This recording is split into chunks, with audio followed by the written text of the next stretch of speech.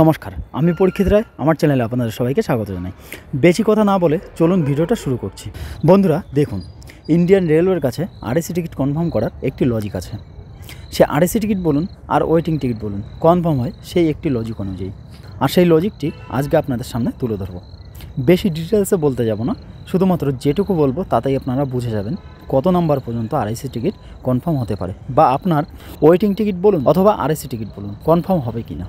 তো ভিডিওটি শেষ পর্যন্ত দেখুন, আর যদি ভিডিওটি আপনাদের জন্য হেল্পফুল হয় তাহলে অবশ্যই একটি লাইক করবেন, আর পাশাপাশি চ্যানেলটি সাবস্ক্রাইব করবেন পরবর্তীতে এমনই হেল্পফুল ভিডিও সবার আগে পাওয়ার জন্য। তো দেখুন, ইন্ডিয়ান রেলওয়ের মতে 25% সিট কনফার্ম হওয়ার সম্ভাবনা থাকে। এক কথায় সব মিলিয়ে 180 থেকে 200টি সিট কনফার্ম হওয়ার সম্ভাবনা থাকে। এবার ভালো করে একটি জিনিস বুঝুন।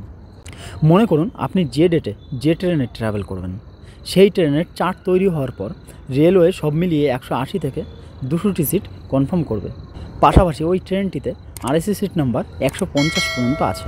তাহলে রেলওয়ের এই লজিক অনুযায়ী এই আরএসি সিট যে 150টি আছে, সেই 150টি সিট কনফার্ম তো হবেই, পাশাপাশি ওয়েটিং লিস্টে থাকা আরও 30টি সিট কনফার্ম হয়ে যাবে। তার মানে ওয়েটিং লিস্টে যে ব্যক্তি 30 নম্বরে আছে, মানে যার টিকিট ওয়েটিং 30 শো হচ্ছে, তার সিটও কনফার্ম হয়ে যাবে। আর ওয়েটিং লিস্টে থাকা 30 নম্বর থেকে শুরু করে 180 নম্বর পর্যন্ত ওয়েটিং লিস্টে থাকা সিটগুলি তখন আরএসি হয়ে যাবে। বিশেষ করে ফেস্টিভ্যাল টাইমে সিট কনফার্ম হওয়ার সম্ভাবনা একটু কম থাকে। বাকি অন্যান্য সময়গুলিতে 180 থেকে বেশি সিট কনফার্ম হওয়ার সম্ভাবনা থাকে। তো এ বিষয়ে আপনার কি মতামত আছে নিচে কমেন্ট বক্সে অবশ্যই কমেন্ট করে জানাবেন। আর ভিডিওটি ভালো লাগলে লাইক করবেন, পাশাপাশি চ্যানেলটি সাবস্ক্রাইব করবেন পরবর্তীতে এমনই হেল্পফুল ভিডিও সবার আগে পাওয়ার জন্য।